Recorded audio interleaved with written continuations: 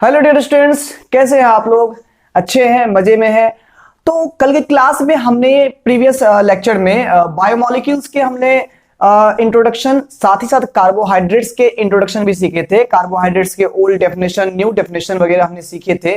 कैसे old definition fail होता है, क्या न्यू डेफिनेशन आया था, न्यू डेफिनेशन में कार्बोहाइड्रेट को कैसे एक्सप्लेन किया गया है, इसके बारे में हमने कल जाना था। कार्बोहाइड्रेट के अगले क्लास में, जो आज का क्लास है, उसमें हम लोग आज करने वाले हैं क्लासिफिकेशंस ऑफ कार्बोहाइड्रेट के बारे में। तो सही में अब तैयार है तो चलिए आज हम लोग शुरू करते हैं यहाँ पर क्लासिफिकेशन ऑफ कार्बोहाइड्रेट्स ये टॉपिक को। देखिए क्लासिफिकेशंस लिखा हुआ है, मतलब यहां पर कि कार्बोहाइड्रेट को कई तरीके से क्लासिफाई करना है। यहां पर कई सेंस में क्लासिफाई करेंगे कार्बोहाइड्रेट को हम लोग, है ना। तो अलग अलग सेंस में कार्बोहाइड्रेट को क्लासिफाई करेंगे, अलग अलग टाइप्स बनेंगे, ठीक है। कार्बोहाइड्रेट्स वही रहेगा, हमें क्लासिफिकेशंस अलग अलग तरीके से करने हैं और अलग अलग तरह के क्लासिफिकेशंस में अलग अलग टाइप्स बनेंगे कार्बोहाइड्रेट के। तो आज का लेक्चर यही शुरू होने वाला है हम लोग का, कार्बोहाइड्रेट का क्लासिफिकेशन कितने तरीके से होता है और किन किन में क्लासिफाई होता है कार्बोहाइड्रेट। तो आप लोग सब रेडी है, पेन पेपर ले लिए हैं, तैयार रहिए, यानी तो स्क्रीनशॉट लेकर के भी काम चला सकते हो भाई, टेक्नोलॉजी बहुत ही आजकल टाइट हो गई है। तो ध्यान दीजिए, यहाँ पर क्लासिफिकेशन की बात करें कार्बोहाइड्रेट की, तो आपने प्रीवियस क्लास में कार्बोहाइड्रेट के बारे में तीन बेसिक बातें जानी थी। पहली बात यह थी कि कार्बोहाइड्रेट जो होते हैं वो ऑप्टिकली एक्टिव होते हैं, ऑप्टिकली एक्टिव होते हैं कार्बोहाइड्रेट्स। उसके बाद आपने सीखा था कि कार्बोहाइड्रेट या तो पॉलीहाइड्रोक्सी एल्डिहाइड होता है, एल्डिहाइड होते हैं, ठीक है, या फिर ये पॉलीहाइड्रोक्सी कीटोन ग्रुप होते हैं, ठीक है ना। ये कंपाउंड ऐसे होते हैं। अब यहां पर ये तीन बातें कार्बोहाइड्रेट में है।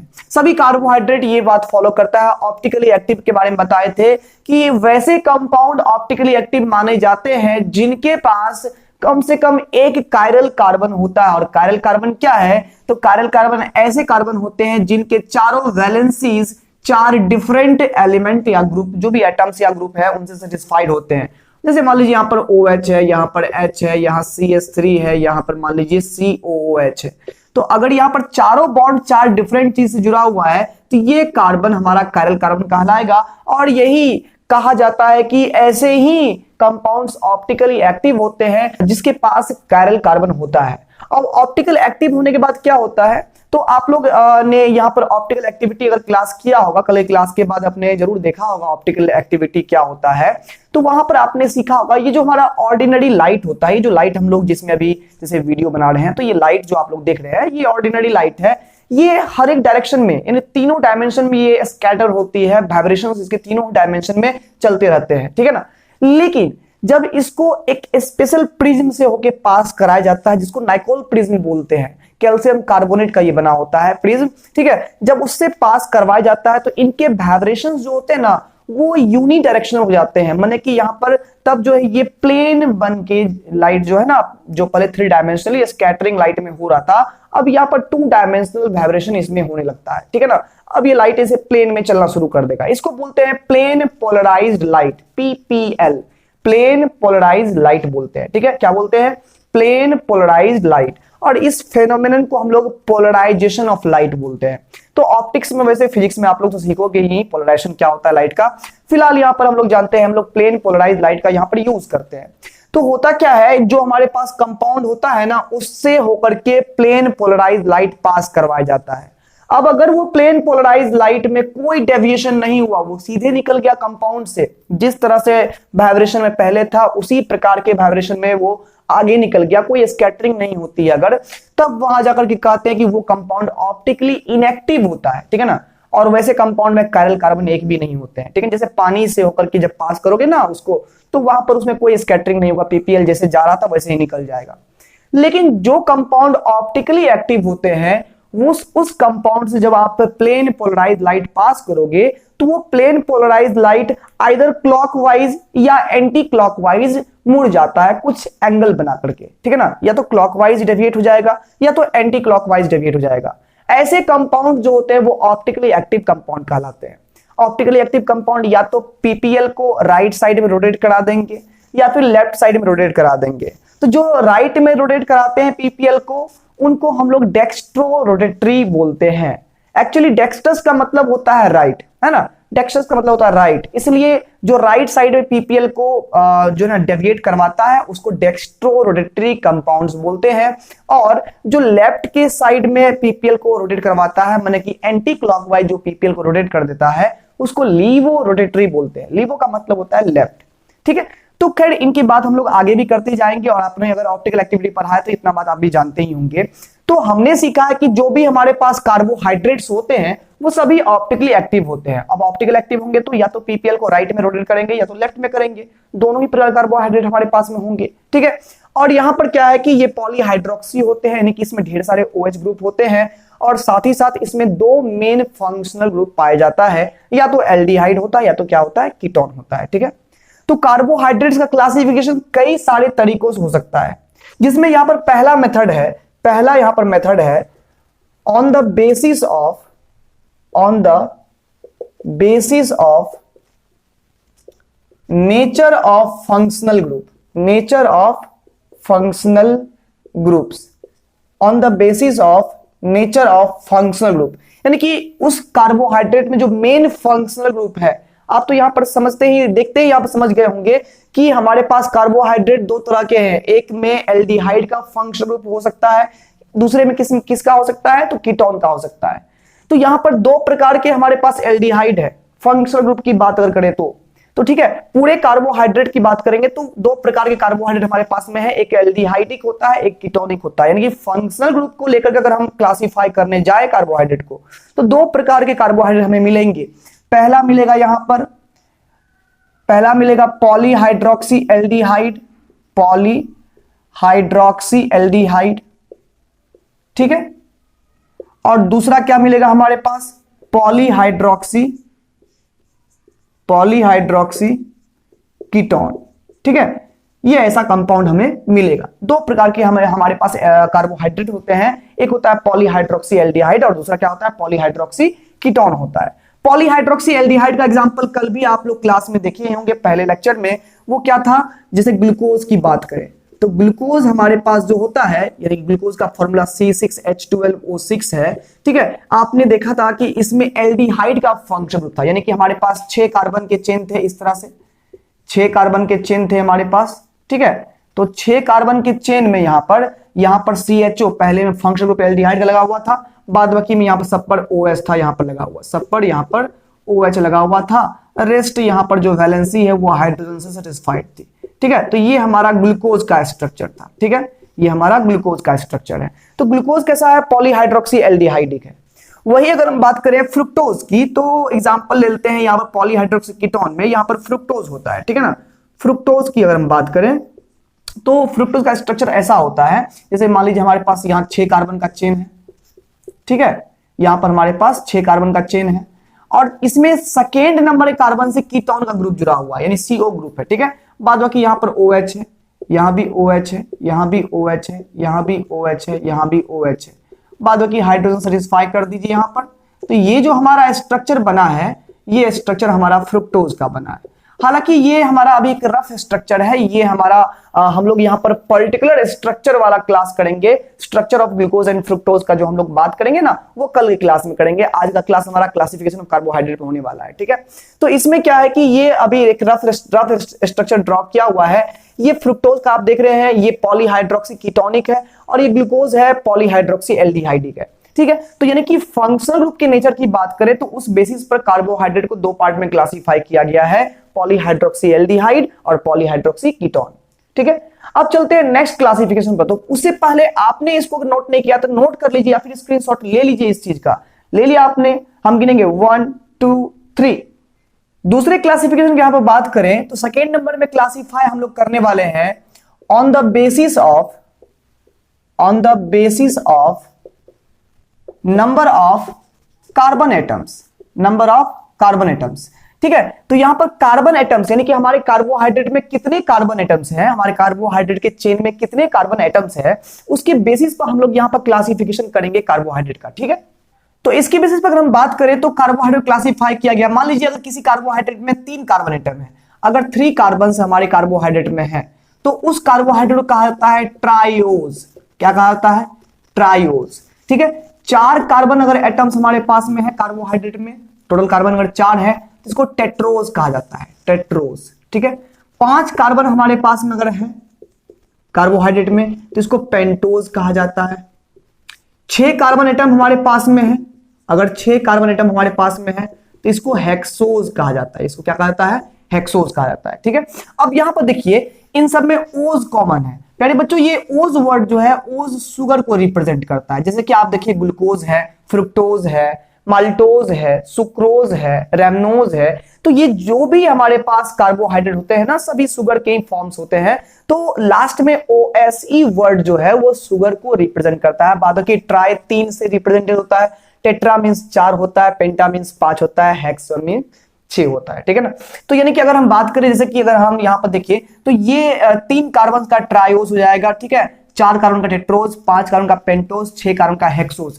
साथ ही साथ अगर हम बात करें तो हम लोग ये भी पढ़ चुके हैं कि हमारे पास जो कार्बोहाइड्रेट होता है वो या तो पॉलीहाइड्रोक्सी एल्डिहाइडिक होगा या तो पॉलीहाइड्रोक्सी कीटोन होगा।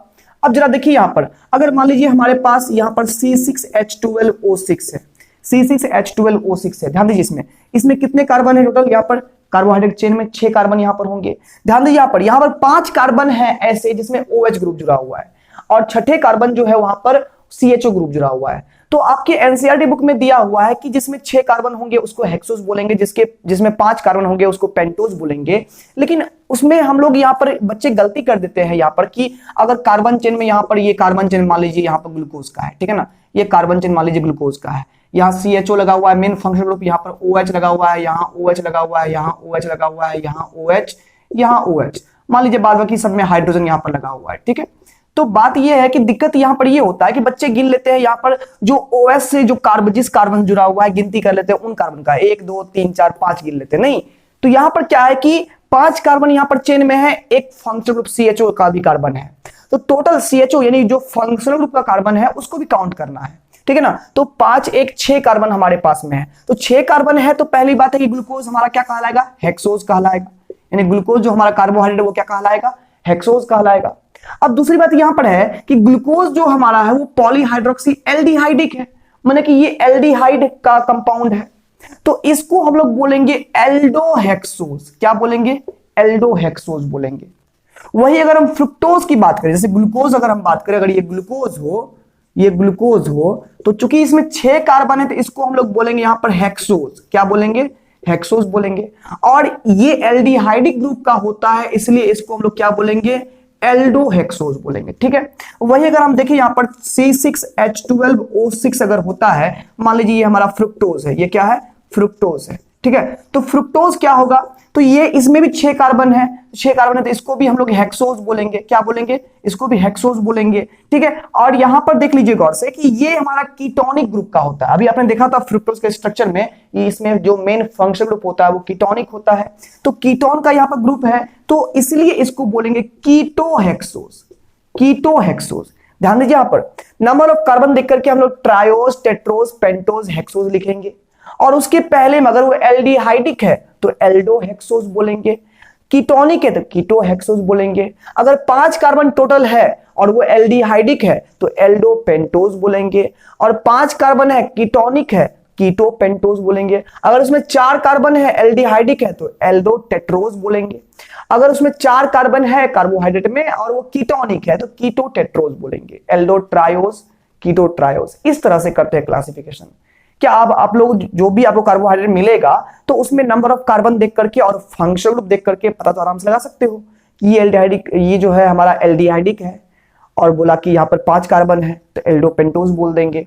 तो बड़ी आसानी से आप लोग यहाँ पर क्लासिफिकेशन कर सकते हो। सिंपल सी बात यहाँ बता दिए, फंक्शनल ग्रुप के कार्बन को भी काउंट करना है, यहाँ पर इस कार्बन को भी काउंटिंग में रखना है। टोटल कार्बन यहां पर इस चेन को मिलाते हुए जो फंक्शनल ग्रुप का कार्बन होगा सबको काउंट करते हुए जितना कार्बन होगा उसके हिसाब से यहां पर हम लोग नाम रखा करेंगे। ठीक है, इसमें ओज का मीनिंग क्या होता है? शुगर होता है। बाकी जो ये प्रीफिक्स लगा हुआ है ट्राई, टेट्रा, ये सब लगा हुआ है जो वो क्या है? नंबर्स ऑफ कार्बन है।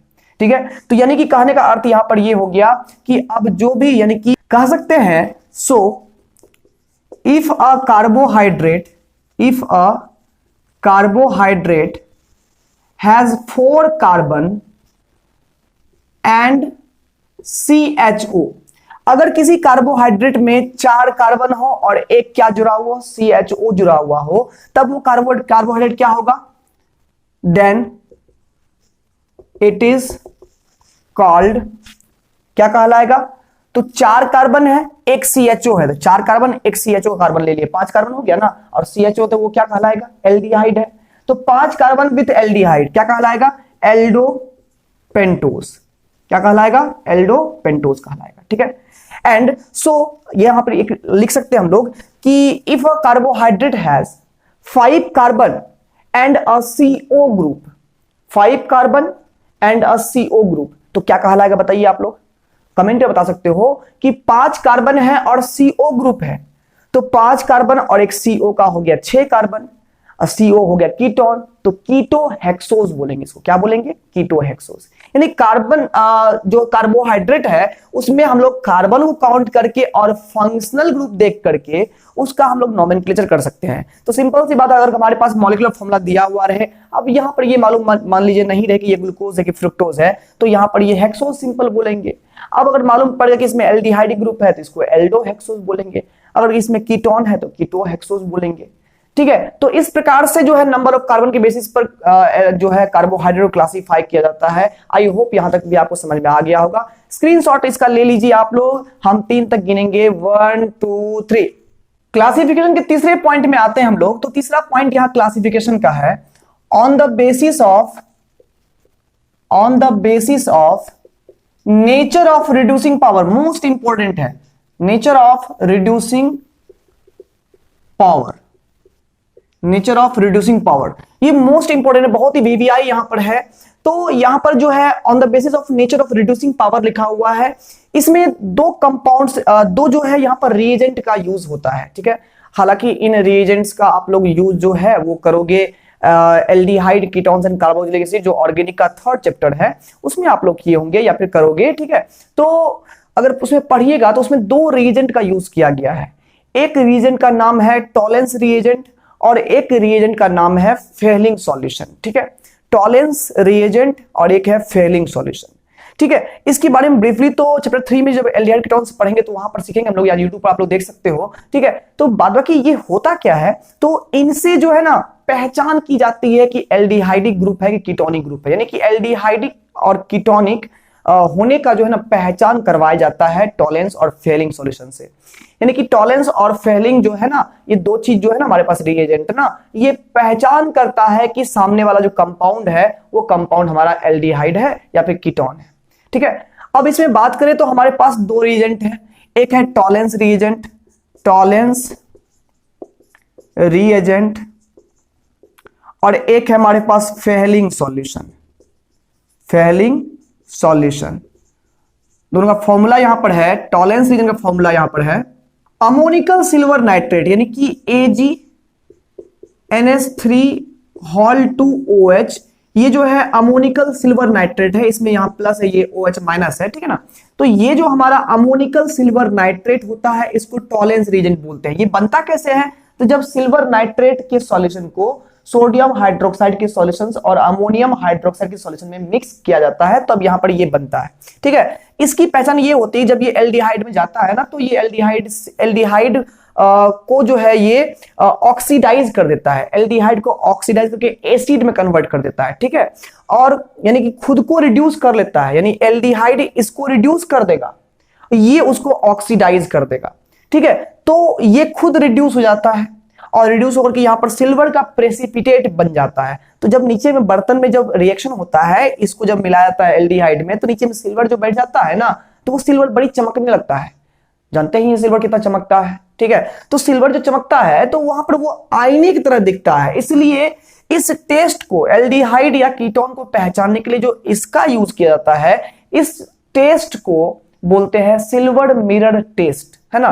टॉलेंस रिएजेंट वाला जो टेस्ट होता है उसको सिल्वर मिरर टेस्ट भी कहते हैं, वो आप लोग पढ़िएगा उस चैप्टर में, ठीक है ना। और फेलिंग सॉल्यूशन जो होता है वो क्यूप्रिक हाइड्रोक्साइड का सॉल्यूशन होता है, COH2। इसकी पहचान ये है कि जब इसको टेस्ट में लाया जाता है, एल्डिहाइड में मिलाया जाता है, तो वहां पर वो जो है ना Cu2O यानी कि क्यूप्रिक ऑक्साइड जो है वो क्या करते हैं उसको प्रेसिपिटेट के रूप में, वो रेड ब्राउन प्रेसिपिटेट वो कन्वर्ट कर देता है। तो जहां प्रेसिपिटेट मिला वहां पर आइडेंटिफिकेशन हो जाता है कि सामने वाला कंपाउंड हमारा एल्डिहाइड है। ठीक है, तो कुल मिलाकर के बात यहां पर करें तो सिल्वर मिरर टेस्ट और फेलिंग सॉल्यूशन टेस्ट जो है, टॉलेंस टेस्ट और फेलिंग सॉल्यूशन टेस्ट, ये एल्डिहाइड और कीटोन को पहचानने के लिए किया जाता है। अब ध्यान दीजिए यहां पर, तो ये करते क्या है, तो ये सामने वाले एल्डिहाइड को ऑक्सीडाइज कर देता है और हमारा एल्डिहाइड और कीटोन जो होता है वो इसको रिड्यूस कर देता है। तो बात यहां पर ये है, रिड्यूसिंग पावर को देखते हुए, ये जो यहां पर लिखा हुआ है कि on the basis of nature of reducing power, तो इसका रिड्यूसिंग पावर कहां देखेंगे, तो इसका रिड्यूसिंग पावर देखेंगे इन पर, है ना, कि ये जो हमारे कार्बोहाइड्रेट है उसमें कुछ कार्बोहाइड्रेट ऐसे होते हैं जो इनको रिड्यूस कर देते हैं और कुछ कार्बोहाइड्रेट हमारे पास ऐसे होते हैं जो कि इनको रिड्यूस नहीं कर पाते हैं। ठीक है, तो इस तरह से हमारे पास जो यहां पर कार्बोहाइड्रेट है वो दो प्रकार का यहां पर क्लासिफिकेशन में लाया गया है। पहला कहलाता है रिड्यूसिंग शुगर, पहला क्या कहलाता है, रिड्यूसिंग शुगर, यानी कि इसको डिफाइन इस तरह से कर सकते हैं, the carbohydrate which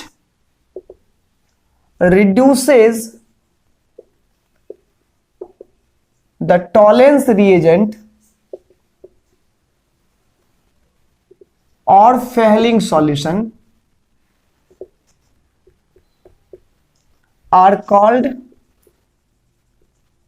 reducing sugars। ये reducing sugar कहलाते हैं। ठीक है, और दूसरा क्या होता है, non reducing sugar, non reducing sugar, यानी वैसे कार्बोहाइड्रेट्स जो इन टॉलेंस रिएजेंट या फेहलिंग सॉल्यूशन को रिड्यूस नहीं कर पाते हैं। कैसे पता लगाएंगे, तो जैसे ही इसको मान लीजिए मिलाइएगा उसमें, यानी कि नॉन रिड्यूसिंग शुगर को हम टॉलेंस रिएजेंट और फेहलिंग सॉल्यूशन में मिलाएंगे तो वो प्रेसिपिटेट नहीं होगा, सिल्वर प्रेसिपिटेट नहीं होगा, कॉपर ऑक्साइड प्रेसिपिटेट नहीं होगा। तो ये जो है दोनों का प्रेसिपिटेशन जब नहीं हुआ तो बोलेंगे ना ही ये उसको ऑक्सीडाइज कर पाया ना ही वो इसको रिड्यूस कर पाया, तो यहां पर रिएक्शन नहीं होगा।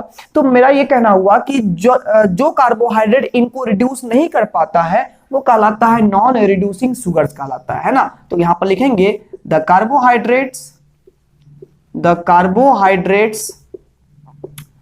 which can't reduces the tolerance reagent or the failing solution are called non-reducing sugars, non-reducing sugars। अब यहां पर बात है कि कौन कौन कार्बोहाइड्रेट रिड्यूसिंग होते हैं, कौन कौन कार्बोहाइड्रेट नॉन रिड्यूसिंग होते हैं। बहुत ही यहां पर एग्जांपल में ये डायरेक्ट पूछ देता है कि आपको एग्जांपल दे देगा और एग्जांपल में मान लीजिए ग्लूकोज दे दिया, सुक्रोज दे दिया, माल्टोज दे दिया, पूछ देगा इसमें कौन रिड्यूसिंग शुगर है कौन नॉन रिड्यूसिंग शुगर है, तो उसका एग्जांपल यहां पर देते हैं। ये बहुत ही इंपॉर्टेंट टॉपिक है और इंपॉर्टेंट क्लासिफिकेशन भी है, इस पर सवाल बहुत बार पूछा गया है। तो यहां पर एग्जांपल्स की बात करें तो नॉन रिड्यूसिंग शुगर में जितने भी मोनोसैकेराइड्स हैं, जितने भी मोनोसैकेराइड्स है। अब मोनोसैकेराइड क्या होता है, तो हम लोग जस्ट अभी अगला क्लासिफिकेशन करने वाले हैं मोनोसैकेराइड के बारे में। मोनोसैकेराइड क्या होता है, पॉलीसैकेराइड क्या होता है, ओलिगोसैकेराइड क्या होता है, ये हम लोग करेंगे, जस्ट अभी क्लासिफिकेशन करेंगे। तो फिलहाल यहां पर ये समझिए कि जो हमारे पास कार्बोहाइड्रेट का हाइड्रोलाइसिस पॉसिबल नहीं है, यानी हाइड्रोलाइसिस करके हम जिसको तोड़ नहीं सकते हैं वो मोनोसैकेराइड कहलाता है। ठीक है ना, और जिस कार्बोहाइड्रेट को हाइड्रोलाइसिस करेंगे और वो दो पार्ट में टूट जाए, जैसे कि आप जानते हो कि अगर हम सुक्रोज को अगर एसिडिक मीडियम में वाटर डाल दे यानी हाइड्रोलाइसिस करवा दे तो सुक्रोज टूट जाता है ग्लूकोज में और फ्रुक्टोज में, तो वो 2 यूनिट कार्बोहाइड्रेट दिया तो बोलेंगे डाइसैकेराइड, है ना। सैकेराइड मीन शुगर होता है, सैकेराइड मतलब शुगर होता है। सैकेराइड जो वर्ड है ना वो लैटिन वर्ड सैक्रम से लिया गया है, सैक्रम का अर्थ होता है शुगर। ठीक है ना, तो बात यहां पर यह है कि ये जो हमारे पास जो कार्बोहाइड्रेट हाइड्रोलाइसिस करने के बाद नहीं टूटते हैं, जो डाले वही रह गया, वो टूटता ही नहीं है। जितना आप 1 यूनिट डाले हैं कार्बोहाइड्रेट वो 1 ही यूनिट ही रह गया, तो उसको बोलते हैं मोनोसैकेराइड। जो टूट करके 2 यूनिट में कन्वर्ट हो गया उसको बोलेंगे डाइसैकेराइड। जो 3 यूनिट दे दिया ट्राइसैकेराइड। जो ढेर सारे यूनिट दे दिया उसको पॉलीसेक्राइड बोलते हैं। ठीक है, तो अगला क्लासिफिकेशन उसी जाएगा। फिलहाल यहाँ पर ये जान लीजिए जितने भी मोनोसेक्राइड होते हैं, जैसे अगर हम बात करें ग्लूकोज की बात करें, एग्जाम्पल ले लेते हैं, ग्लूकोज की बात कर ले, ठीक है, फ्रुक्टोज की बात कर ले, राइबोज की बात कर ले, ठीक है, तो ये सब जो होते हैं ना, ये सभी होते हैं मोनोसेक्राइड्स होते हैं, ठीक है ना। और जितने भी मोनोसेक्राइड्स होते हैं सभी नॉन रिड्यूसिंग शुगर होते हैं, याद कर लीजिएगा, बहुत भी पॉइंट है। जितने भी मोनोसेक्राइड्स होते हैं सभी नॉन रिड्यूसिंग शुगर है, लेकिन दो एक्सेप्शन इसमें है। एक है यहां पर लैक्टोज और एक है माल्टोज। ये भी नॉन रिड्यूसिंग शुगर्स हैं, लेकिन ये डाइसेक्राइड्स हैं। ये कैसे सेक्राइड है जी? डाइसेक्राइड है। लैक्टोज कहां पर रहता है? तो कर्ड में यानी कि दही में रहता है या दूध में कह सकते हैं, ठीक है ना। तो लैक्टोज और माल्टोज ये डाइसेक्राइड है, उसके होने के बावजूद ये यहां पर नॉन रिड्यूसिंग शुगर है। ऐसा क्यों है? तो ये आप लोग जब हम लोग आगे पढ़ेंगे, स्ट्रक्चर्स में जाएंगे, तो वहां समझ में हम लोग को आ जाएगा, ठीक है ना। तो यहां पर लैक्टोज और माल्टोज डाइसेक्राइड होते हुए भी नॉन रिड्यूसिंग शुगर है, लेकिन नॉर्मली क्या है कि ऑल द मोनोसेकेराइड्स जो होते हैं ना, वो सभी जो होते हैं वो नॉन रिड्यूसिंग शुगर होते हैं। बाद बाकी अगर बात करें हमारे पास जो भी पॉलीसेक्राइड की बात करें या फिर ओलिगोसेक्राइड की बात करें, यानी कि डाई ट्राई टेट्रा जो भी सेक्राइड्स होता है, उसमें लैक्टोज और माल्टोज छोड़ करके सभी रिड्यूसिंग शुगर होते हैं। यानी कि जैसे अगर हम बात करें सुक्रोज की बात कर लें, ठीक है, तो ये हमारा एक रिड्यूसिंग शुगर है, ठीक है ना। सुक्रोज हो गया, रेफिनोज हो गया, ये सभी जो होते हैं डाइसेक्राइड, ट्राइसेक्राइड जो भी होता है, पॉलीसेक्राइड, स्टार्च, सेलुलोज जो भी होते हैं, सभी ये हमारे रिड्यूसिंग शुगर्स होते हैं। ये रिड्यूसिंग शुगर होते हैं क्योंकि ये फेहलिंग सॉल्यूशन और टॉलेंस टेस्ट में पॉजिटिव रिजल्ट दिखाते हैं। जब इसको डालते हैं तो यहां से सिल्वर प्रेसिपिटेट होता है और यहां से कॉपर ऑक्साइड प्रेसिपिटेट होता है। तो जहां पर इसका टेस्ट मिल गया, जहां पर प्रेसिपिटेशन हो गया, बोल देंगे ये रिड्यूस कर दिया, और रिड्यूस कर दिया तो ये हो गया रिड्यूसिंग शुगर। और जहां पर एक्सपेरिमेंट में इसको प्रेसिपिटेशन इसमें नहीं अगर पाया गया, डाल दिया, कुछ रिएक्शन नहीं हुआ, बैठे रह गए रिएक्शन नहीं हो रहा है, तो वहां पर वो कहलाएगा नॉन रिड्यूसिंग शुगर कहलाएगा। तो क्या सीखा आपने? जितने भी मोनोसेक्राइड्स होते हैं, जिसके जो सिंपलेस्ट कार्बोहाइड्रेट होते हैं, जिनको हाइड्रोलाइसिस करके हम तोड़ नहीं सकते हैं, वे सभी क्या होते हैं? नॉन रिड्यूसिंग शुगर होते हैं। और जो डाइसेक्राइड, ओलिगोसेक्राइड, पॉलीसेक्राइड होता है, लैक्टोज और माल्टोज को छोड़ करके वो रिड्यूसिंग शुगर होता है। लैक्टोज और माल्टोज डाइसेक्राइड होने के बावजूद कैसे शुगर है? नॉन रिड्यूसिंग शुगर है। याद हो गया? यहां से याद करके ही जाना है, यहां से याद कर ही लो तभी जाना, ठीक है ना। तो आप लोग यहां से नोट कर लीजिए, स्क्रीनशॉट ले लीजिए, यहां पर काउंटिंग कर रहे हैं, 1 2 3, ले लीजिए स्क्रीनशॉट।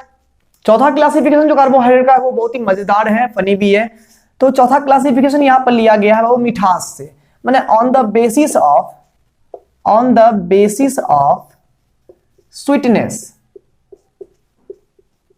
स्वीटनेस मतलब क्या हो गया? मिठास। यानी कुछ कार्बोहाइड्रेट जैसे हम लोग खाते हैं, जैसे कि अगर हम क्या करते हैं, चीनी खाते हो तो चीनी मीठा लगता है, ठीक है ना।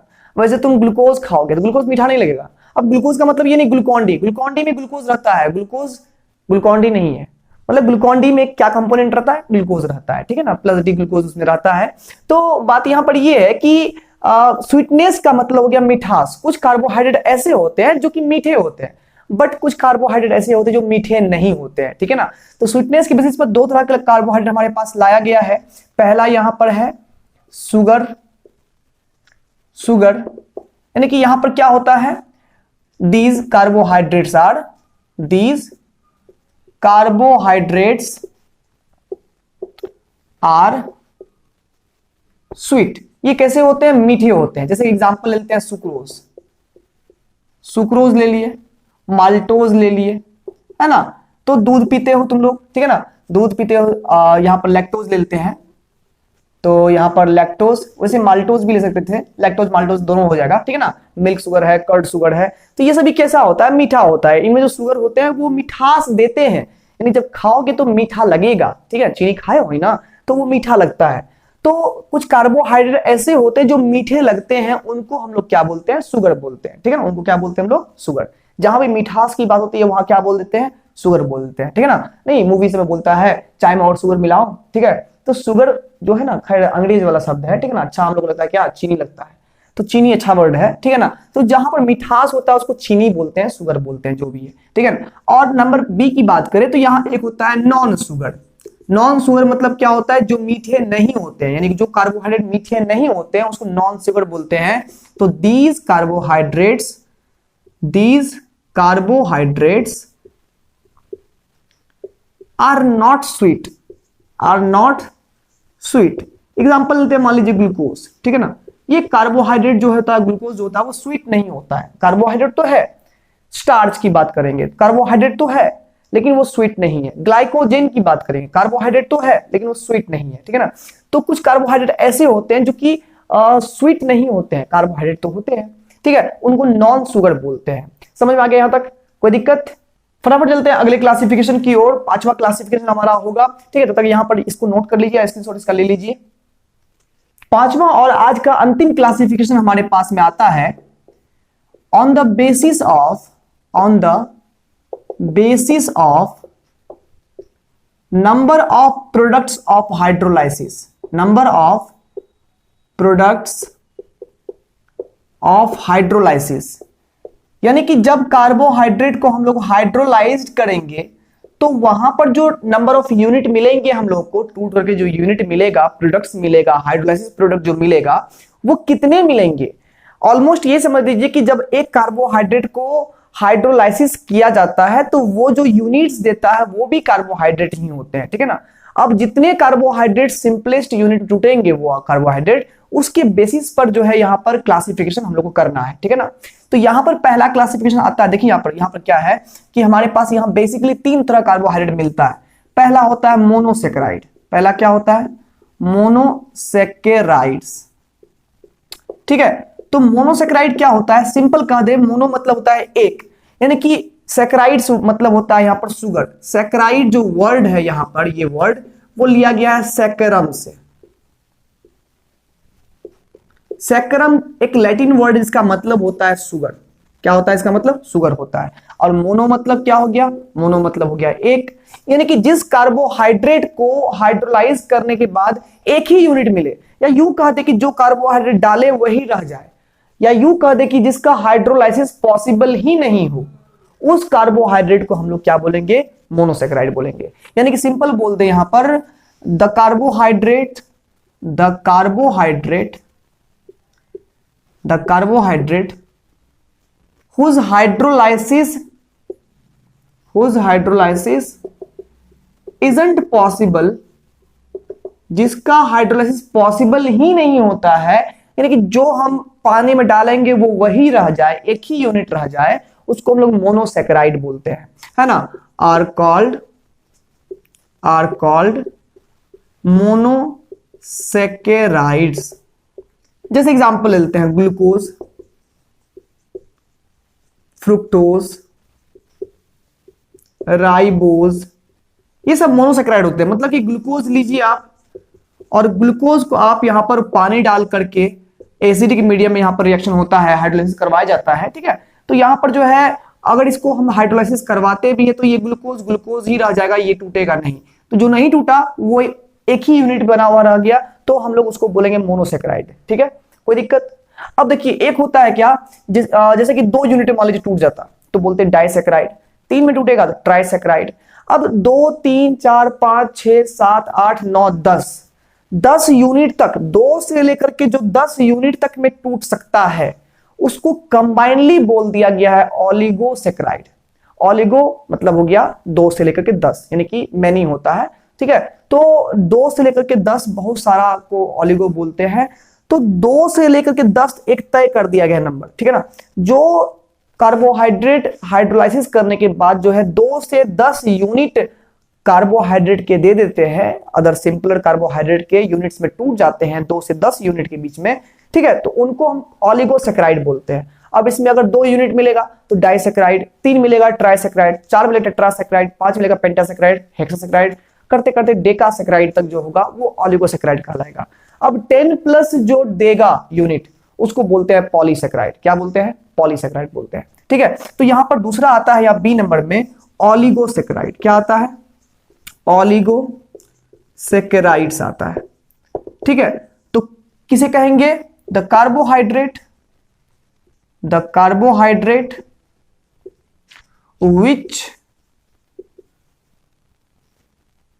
give 2 to 10 units of simple carbohydrates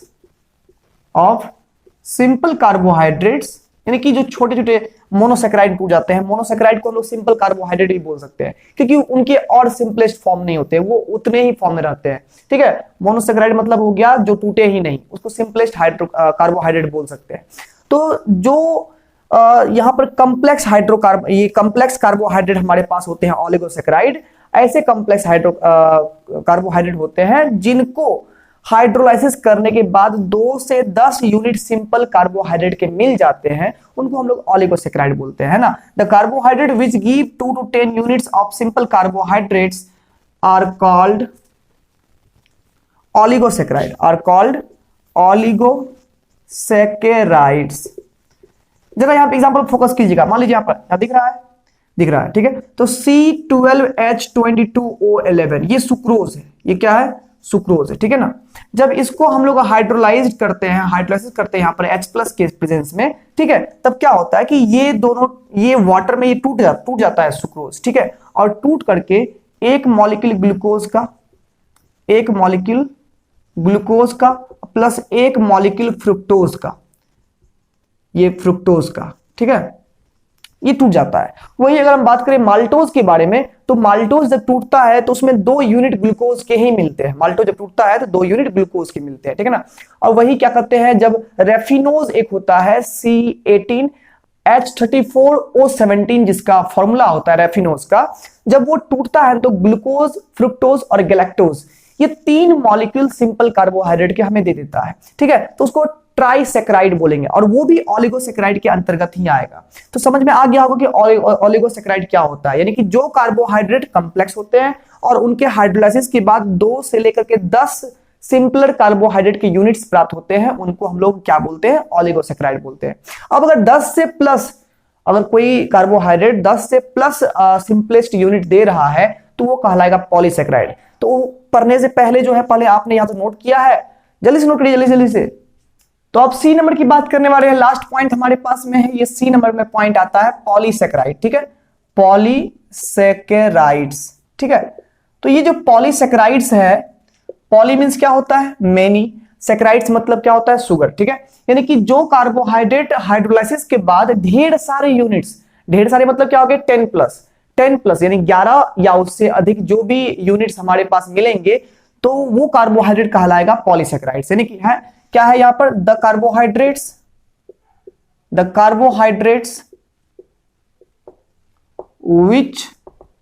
which give more than 10 simple units of other carbohydrates। फिर से याद कर लो बच्चों, जिसको हाइड्रोलाइसिस करवा रहे हैं वो भी कार्बोहाइड्रेट है और जो हाइड्रोलाइसिस के बाद बन रहा है वो भी कार्बोहाइड्रेट है, ठीक है। तो सिंपल कार्बोहाइड्रेट हमारे पास मिल रहे हैं 10 यूनिट, मोर देन 10 यूनिट्स मिल रहे हैं, है ना। तो आर कॉल्ड, उन्हें क्या बोलेंगे हम लोग, आर कॉल्ड पॉलीसेक्राइड्स। क्या बोल देंगे, पॉलीसेक्राइड्स बोल देंगे। जैसे एग्जांपल लेते हैं स्टार्च, एग्जांपल स्टार्च हो गया, सेल्यूलोज हो गया, ठीक है, ग्लाइकोजेन हो गया। स्टार्च कहां पर रहता है, स्टार्च पेड़ के जो सीड्स होते हैं उसमें फूड के रूप में रहता है। स्टार्च कहां रहता है, in the seed as food component starch होता है, ठीक है। सेल्यूलोज कहां रहता है, फ्रेमवर्क ऑफ प्लांट की बात करें अगर हम, तो पेड़ का जो ऊपरी हिस्सा होता है, ऊपरी जो रूप रंग होता है ना, ऊपरी जो जिसको छाल बोलते हैं, ठीक है, तो वो सेल्यूलोज का ही बना होता है। पेड़ के ऊपरी हिस्से में सेल्यूलोज होता है, बायो पढ़े हो तो बेहतर जानते होंगे, ठीक है। और ग्लाइकोजेन की बात करें तो इसको एनिमल स्टार्च भी बोलते हैं, इसको एनिमल स्टार्च भी बोलते हैं ग्लाइकोजेन को, ठीक है ना। अब ग्लाइकोजेन कहां होता है, तो ग्लाइकोजेन जो है हमारी बॉडी में ट्रांसफर होता है, यानी कि किसी भी एनिमल के बॉडी में ट्रांसफर होता है वाया ब्लड, यानी ब्लड वेसल के थ्रू ब्लड में ही ग्लाइकोजन जो ट्रांसफर होता है और कहाँ स्टोर रहता है, तो ये लीवर में स्टोर रहता है। ये मूव करता है ब्लड के थ्रू और स्टोर्ड कहां पर रहता है, ये लीवर में स्टोर्ड रहता है। ठीक है, तो ये सभी जो है हमारे पास कार्बोहाइड्रेट है और ये सभी पॉलीसेकेराइड्स है। कैसे, तो मान लीजिए जैसे स्टार्च है, स्टार्च का फॉर्मूला होता है C6H10O5 का होल N। ये एक पॉलीमर है, इसको बायोपॉलीमर बोलते हैं। क्या बोलते हैं इसको, बायोपॉलीमर। अब पॉलीमर क्या होता है, तो वो पॉलीमर चैप्टर में हम लोग सीखेंगे। फिलहाल यहां जान लीजिए ये लिविंग पॉलीमर है, इसलिए इसको क्या बोलते हैं हम लोग, बायोपॉलीमर बोलते हैं। तो पॉलीमर मतलब होता है मेनी, जो यहाँ पर ग्लूकोज मिलता है टूट करके, वो कहलाता है मोनोमर। मोनोमर मतलब हो गया एक टुकड़ा। और यहां जो है इसमें वैसे वैसे ग्लूकोज के n पार्ट्स हैं, तो इसको बोलते हैं पॉलीमर। ठीक है ना, तो जैसे कि एक मोती हो गया मोनोमर, दो मोती मिला दीजिए डायमर, मोतियों की माला हो गई पॉलीमर। समझे बात को ना, तो उसी तरह से एक कार्बोहाइड्रेट का यूनिट हो गया मोनोमर, और दो अगर यूनिट मिला दिए डायमर, और ढेर सारे यूनिट हो गया तो क्या हो गया वो पॉलीमर। तो ये बायोपॉलीमर होता है स्टार्च। ये स्टार्च है, जब इसको n मॉलिक्यूल्स ऑफ H2O दीजिएगा H+ के साथ में, तब ये n मॉलिक्यूल्स ऑफ ग्लूकोज में टूटता है, C6H12O6। देखिए यहाँ पर कार्बन 6 हो गए, हाइड्रोजन यहाँ पर 10 2 12 हो गया, ऑक्सीजन 5 1 कितना हो गया, 6 हो गया। तो C6H12O6 का कितना पार्ट मिल रहा है यहाँ पर, n पार्ट्स यहाँ पर ग्लूकोज के मिल रहे हैं। तो n क्या हो गया यहाँ पर, मोर देन 10 है, n यहाँ पर 10+ नंबर में रिप्रेजेंटेड है। ठीक है, तो स्टार्च को हाइड्रोलाइज करने के बाद जो है यहाँ पर मेनी यानी n टाइम्स ग्लूकोज हमको प्राप्त होता है। तो यहाँ पर इसलिए स्टार्च को यहाँ कहेंगे हम लोग क्या चीज, पॉलीसेकेराइड्स। पॉलीसेकेराइड्स क्या होते हैं, बायोपॉलीमर्स होते हैं। ठीक है ना, तो आई होप जो यहाँ पर कार्बोहाइड्रेट क्लासिफिकेशन था आपको बड़ी आसानी से और अच्छे से समझ में आया होगा। ठीक है, कमेंट में बता सकते हैं कि आपको कैसा लगा। ठीक है, कोई डाउट है तो वो भी कमेंट में डाल सकते हैं, उसको हम रिप्लाई कर देंगे, समझा देंगे कि हाँ क्या होता है जितना पॉसिबल होगा। या फिर अगर ज्यादा कुछ प्रॉब्लम होगा तो अगले लेक्चर में हम उस वीडियो को जो है यहाँ पे डाउट्स को भी हम लोग क्लियर करते हुए आगे बढ़ेंगे। ठीक है, तो ऐसे ही वीडियोस के लिए आप इस चैनल को सब्सक्राइब जरूर करेंगे और प्यार भरा लाइक जरूर करेंगे इस वीडियो को। मिलते हैं अगले वीडियो के लिए। Best of luck and take care.